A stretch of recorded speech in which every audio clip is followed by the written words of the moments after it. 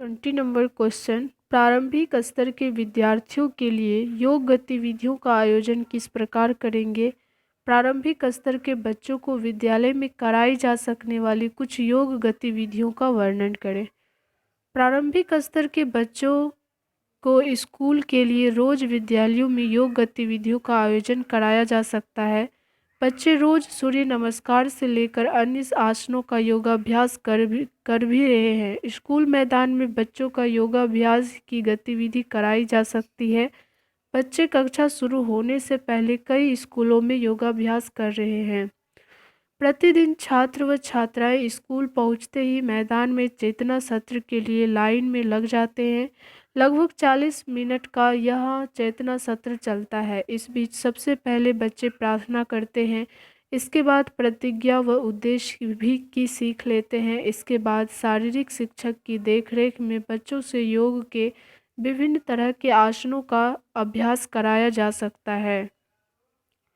NCERT के दिशा निर्देश में भी कहा गया है कि पहली से 10वीं कक्षा तक के प्रत्येक कक्षा की समय सारणी में प्रतिदिन स्वास्थ्य एवं शारीरिक शिक्षा पर एक कक्षा निर्धारित किए जाने की आवश्यकता है।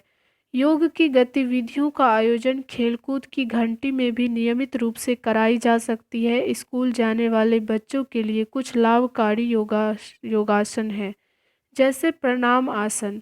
इस आसन से हर कोई परिचित है। हम उसे घर में हर दिन करते हैं जब मेहमानों और बड़ों का स्वागत करते हैं और स्कूल में प्रार्थना के दौरान। यह आसन तंत्रिका तंत्र को आराम देता है और शरीर को बेहतर संतुलन देता है। यह सूर्य नमस्कार का पहला कदम है। दूसरा, हस्तोत्तानासन। यह आसन कंधे को मजबूत शक्तिशाली बनाने में मदद करता है और रक्त में ऑक्सीजन के स्तर को बेहतर बनाता है। यह गर्दन और पीठ की मांसपेशियों को आराम देता है। रीढ़ की हड्डी में खिंचाव और पीठ के दर्द में आराम। यह पेट की मांसपेशियों के लिए भी अच्छा है क्योंकि उनमें खिंचाव पड़ता है। थायराइड ग्रंथि के लिए भी फायदेमंद है। यह सूर्य नमस्कार का दूसरा और 11वां कदम है। उसके बाद है हस्त पदासन। सिर में रक्त परिसंचरण में सुधार लाने के लिए एक उत्कृष्ट आसन है। पाचन तंत्रिका और अंतःस्रावी प्रणाली को उद्दीप्त करता है। यह रीढ़ की हड्डी, पीठ की मांसपेशियों और पैरों के पीछे में भी खिंचाव लाता है। यह सूर्य नमस्कार का तीसरा और 10वां कदम है। उसके बाद है अश्व संचालनासन। इस आसन के मुख्य लाभ हैं कमर और पैर का लचीलापन और पेट को साफ करना। यह सूर्य नमस्कार का चौथा और 9वां चरण है। उसके बाद दंडासन। इस आसन में शरीर का पूरा भार वजन कलाई पर होता है और इस तरह उन्हें मजबूत शक्तिशाली करता है। यह हाथों और रीढ़ की हड्डी को भी मजबूत करता है और साथ ही पेट की मांसपेशियों को सख्त करता है। यह सूर्य नमस्कार का 5वां चरण है। उसके बाद अष्टांग नमस्कार। इसमें 8 अंगों के साथ अभिवादन किया जाता है। यह आसन एक बार में ही 8 अंगों पर काम करता है। यह तनाव और चिंता कम करता है, पीठ की मांसपेशियों की शक्ति में सुधार और रीढ़ की हड्डी का लचीलापन बढ़ाता है। यह सूर्य नमस्कार का 6वां चरण है।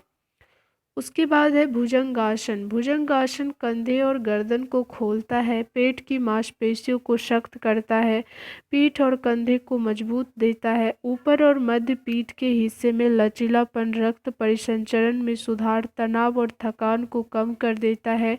यह सूर्य नमस्कार का 7वां चरण है।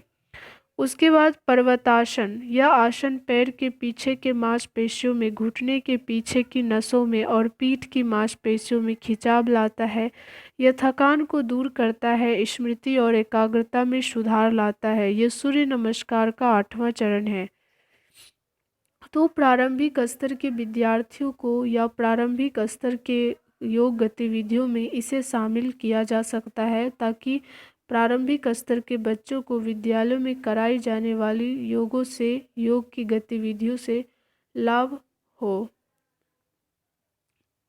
इसमें था प्रमुख चरण जैसे प्रणाम आसन, हस्तोत्तानासन, हस्त पादासन, अश्व संचलनासन, दंडासन, अष्टांग नमस्कार, भुजंगासन, पर्वतासन आदि। पर्वतासन आदि। उसके बाद नेक्स्ट क्वेश्चन है 21 नंबर, विद्यार्थियों के लिए योग शिक्षा का क्या महत्व है अथवा विद्यार्थियों के लिए योग शिक्षा क्यों आवश्यक है, इससे उन्हें क्या लाभ है। तो विद्यार्थियों में योग शिक्षा की आवश्यकता को हम निम्नलिखित प्रकार से समझ सकते हैं। जैसे छात्रों के लिए जरूरी है योग।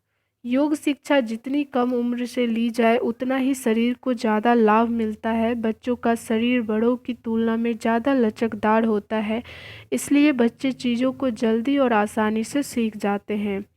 स्वस्थ शरीर में स्वस्थ शिक्षा का निवास संभव है और यह काम योग से संभव है। योग से शरीर को रोगों से मुक्ति मिलती है और मन को शक्ति देता है। योग बच्चों के मन मस्तिष्क को उसके कार्य के प्रति जागरूक करता है। दूसरा है दृढ़ता एवं एकाग्रता को बढ़ाता है योग। जिन विद्यार्थियों में पढ़ाई के प्रति अरुचि या मन न लगना जैसी समस्या होती है, उन विद्यार्थियों के लिए योग क्रिया चमत्कार जैसा काम करती है। सुबह के वक्त योग करने से विद्यार्थियों में एकाग्रता और दृढ़ता बेहतर होती है। इससे तन मन स्वस्थ और निरोग रहता है और बच्चे सभी क्षेत्र में अव्वल रहते हैं। योग के निरंतर अभ्यास से विद्यार्थियों की पढ़ाई की भावना प्रबल होती है। उसके बाद तीसरा है मन को आत्मविश्वास से भरता है। आजकल के बच्चों को पढ़ाई और प्रतियोगिता का बोझ बचपन से ही उठाना पड़ता है। बचपन से ही उनमें जीत की ऐसी भावना भर दी जाती है कि जब वे हारते हैं तो वह यह सहन नहीं कर पाते और अपना आत्मविश्वास खो बैठते हैं, अपने मन से भी कमज़ोर हो जाते हैं। इसलिए विद्यार्थियों को शुरू से योग शिक्षा देना बहुत आवश्यक है। योग से इस बच्चों की सहनशीलता बढ़ती है और मन शक्तिशाली होता है। योगाभ्यास से मन मस्तिष्क का संतुलन बना रहता है, जिससे दुख दर्द समस्याओं को सहन करने की शक्ति प्रदान होती है। योग विद्यार्थियों को आगे बढ़ने की और आत्मविश्वास को बढ़ाने की शक्ति देता है। उसके बाद और जो आवश्यकता है, जैसे बुद्धि तेज होती है। सही खान पान और नियमित योग क्रिया से दिमाग को तेज करने में मदद मिलती है, जिससे बच्चों में बचपन से ही अच्छी सोच का विकास होता है और वे सदा सकारात्मक बने रहते हैं। उसके बाद पांचवा है व्यसनों से निजात मिलती है। अधिकांश विद्यार्थियों को अपने शिक्षा काल में ही बुरी संगत और बुरी लत लग जाती है, जो उनके भविष्य के लिए बहुत ही हानिकारक साबित होते हैं। मादक द्रव्य का स्वास्थ्य पर इतना बुरा असर पड़ता है कि बच्चे अपनी राह भटक जाते हैं, लेकिन योग का नियमित अभ्यास इन व्यसनों से छुटकारा दिलाने में सक्षम है, क्योंकि योग से मन मस्तिष्क की चेतना जागृत होती है और बच्चों को जो है अच्छी व गलत आदत का आभास होने लगता है। छठा जो है इसके लाभ इससे क्या लाभ है, उसमें है लक्ष्य प्राप्ति में सहायक। योग का अभ्यास व्यक्तियों में छुपी हुई शक्तियों को जागृत करता है, इसलिए वर्तमान परिवेश में शिक्षा जगत में योग की शिक्षा अनिवार्यता है, क्योंकि छात्र योग के बल पर अपने मस्तिष्क को शुद्ध करके विचार शक्ति को बढ़ा सकते हैं, जिससे छात्रों को लक्ष्य प्राप्ति में सहायता मिलती है। जो बच्चे शुरू से ही योग करते हैं वे अपने व्यवहार तथा कार्यों से दूसरों को प्रेरणा देते हैं। योग की सहायता से बच्चे अपने लक्ष्य को जल्दी भेद पाते हैं। जो लोग अपनी मंजिल तक नहीं पहुंच पाते और यदि उन्हें जीवन में लक्ष्य की प्राप्ति करनी है तो योग का अभ्यास आवश्यक है। तो ये सारे पॉइंट थे किसके, विद्यार्थियों के लिए योग शिक्षा का महत्व और विद्यार्थियों के लिए योग शिक्षा क्यों आवश्यक है इसके बारे में और इनकी क्या क्या लाभ है। तो ये सब हम लोगों ने जाना। छात्रों के लिए जरूरी है योग, दृढ़ता एवं एकाग्रता को बढ़ाता है। योग मन को आत्मविश्वास से भरता है। उसके बाद बुद्धि तेज होती है, व्यसनों से निजात मिलती है, लक्ष्य प्राप्ति में सहायक होती है। ये सारे पॉइंट।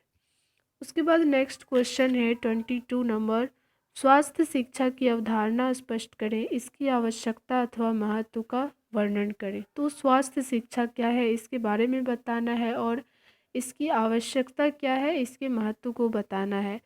स्वास्थ्य शिक्षा वह अभियान है जो जन साधारण को ऐसे ज्ञान व आदतों के सीखने में सहायता प्रदान करता है जिससे वे स्वस्थ रह सके। स्वास्थ्य शिक्षा से जन साधारण जीवन की बदलती हुई अवस्थाओं में स्वस्थ रहकर समस्याओं का धैर्य से सामना करना सिखाता है। कोई भी कार्य जो जन साधारण को स्वास्थ्य के विषय में नया सिखाए या नई जानकारी दे, वह स्वास्थ्य शिक्षा है। दूसरे शब्दों में स्वास्थ्य शिक्षा वह शिक्षा है जो स्वास्थ्य संबंधी आवश्यकताओं की पहचान करने और इन आवश्यकताओं से मेल खाते उचित व्यवहार सुझाने के लिए दी जाती है।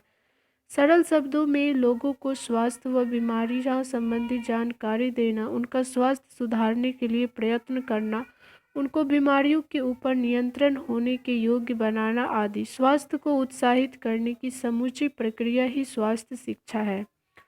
विश्व स्वास्थ्य संगठन WHO की वर्ष 1954 की तकनीकी रिपोर्ट की परिभाषा के अनुसार आम शिक्षा की तरह स्वास्थ्य शिक्षा भी लोगों के ज्ञान, भावनाओं व व्यवहार में परिवर्तन से संबंधित है। अपने स्वरूप में यह स्वास्थ्य संबंधी ऐसी आदतों को विकसित करने की ओर ध्यान देती है जो लोगों को स्वस्थ होने का एहसास पैदा कर सके। इस परिभाषा से यह स्पष्ट है कि स्वास्थ्य शिक्षा एक ऐसी प्रक्रिया है जो लोगों को स्वास्थ्य संबंधी आवश्यकताओं के बारे में जानने में सहायता करता है, उचित व्यवहार व उचित जीवन शैली अपनाने के लिए प्रेरित करता है और उत्तम स्वास्थ्य प्राप्त करने व बनाए रखने के लिए उत्तम दृष्टिकोण विकसित करता है। स्वास्थ्य शिक्षा के ज्ञान का बहुत महत्व है क्योंकि बहुसंख्यक आबादी स्वास्थ्य व सफाई के बुनियादी सिद्धांतों से अनजान है। इस अज्ञानता के कारण लोग बीमारियों की रोकथाम नहीं कर पाते। लोगों में यह अज्ञानता दूर करना बहुत बड़ी आवश्यकता व चुनौती है। उन्हें स्वास्थ्य व सफाई के बुनियादी सिद्धांतों व नियमों से अवगत करवाया जाना चाहिए। स्वास्थ्य शिक्षा वैज्ञानिक तथ्यों व वैज्ञानिक विधियों की जानकारी प्रदान करती है तथा यह जानकारी अज्ञानता दूर कर कई बीमारियों को रोकने व उनको समाप्त करने में बहुत सहायक सिद्ध हो सकती है। स्वास्थ्य शिक्षा कार्यक्रम मुख्य तौर पर सावधानी व रोकथाम की किस्म का कार्यक्रम है क्योंकि इलाज के साथ परहेज हमेशा ही आवश्यक होता है। इसलिए ऐसे कार्यक्रम जानकारी व ज्ञान के संचार के लिए काफ़ी उपयोगी साबित होते हैं। स्वास्थ्य शिक्षा में जन साधारण को भिन्न भिन्न खतरनाक बीमारियों की जानकारी देते हैं और इन बीमारियों को आने से रोकने के ढंग व उपाय बताते हैं। इस तरह स्वास्थ्य शिक्षा बच्चों, नौजवानों, प्रौढ़ों और समस्त समाज पर बुरा असर डालने वाली कई समस्याओं को दूर करने में अहम भूमिका निभाती है। स्वास्थ्य शिक्षा का महत्व इसलिए भी है क्योंकि यह शिक्षा परिवार व समाज में अच्छे स्वास्थ्य और सुरक्षित रीति रिवाज व आदतों के महत्व के प्रति स्पष्ट दृष्टिकोण विकसित करती है और व्यक्ति के जीवन में स्वास्थ्य परक व अच्छी आदत डालने के रुझान को प्रोत्साहित करती है। तो ये सारे बिंदु जो थे वो स्वास्थ्य शिक्षा की अवधारणा के अंतर्गत और इसकी क्या आवश्यकता और महत्व के अंतर्गत हम लोगों ने पढ़ा।